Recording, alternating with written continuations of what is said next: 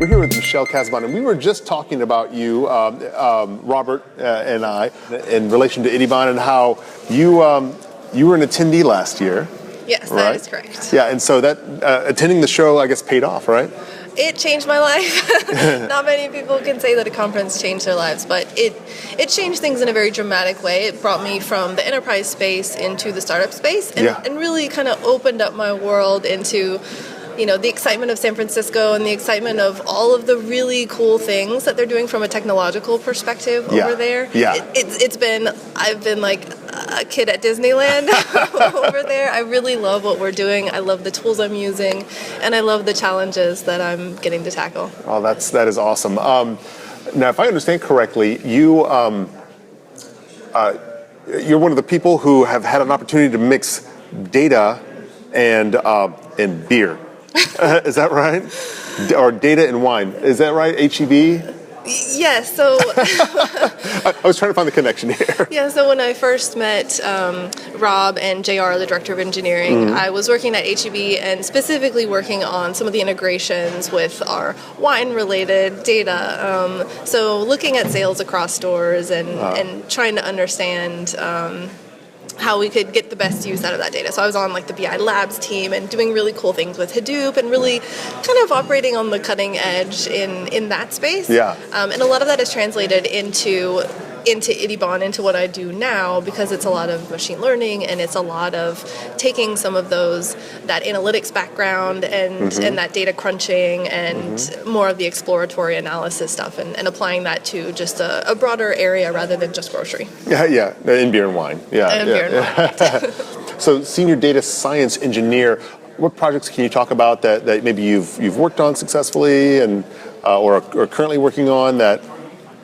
Yeah, I would say my favorite project so far has been replacing augmenting some of our core machine learning components with Spark's machine learning. Okay. And what that's allowed us to do is it's given us access to a broader option. Whenever we build our models, we want to be able to build that on, we want to use the most appropriate model for the question that we're trying to ask. Right. And that's really helped me understand the difference between different types of algorithms, the difference between different implementations of the same algorithm, and really get my hands dirty from a machine learning perspective and get into that core like statistics area, but combine that with my love of Spark and my experience with Spark and do that in a distributed way. Like I love being able to scale those types of problems and being able to really get into the guts of that and strengthen my core engineering skills. It's been a fantastic project. I've learned so many things on so many different levels and strengthened a lot of the areas that I've been wanting to strengthen. And I can see why Idibon picked you up, because just hearing you talk, I want to hire you.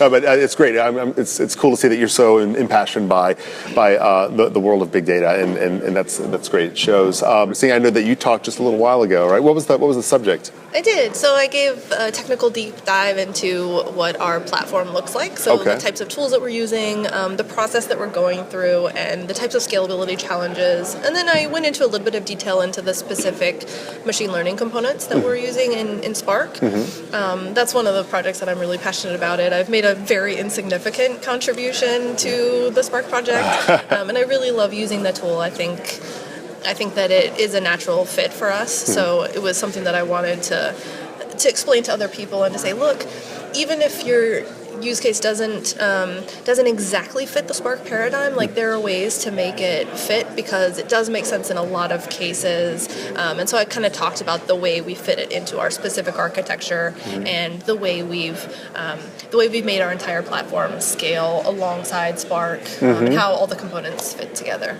Nice. So one of the talks that I'm really looking forward to is going on right now. So I'm running here quickly. Yeah. I want to hear Jay Krebs talk about Kafka. Yeah.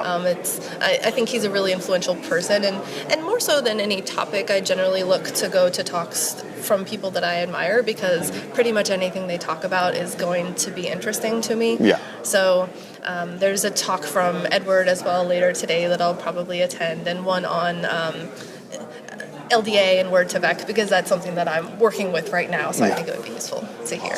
Well, lots of interesting talks. I know, right? Well, and yeah, there are so many big hitter speakers here, and I'm not going to hold you up. I do appreciate your time, and we're glad that you could make it to DDT 16, and we'll look forward to seeing you again maybe next year. Yeah, and hopefully as a speaker again and not just as an attendee. Awesome. Thank you so much. Nice to meet you. Cheers.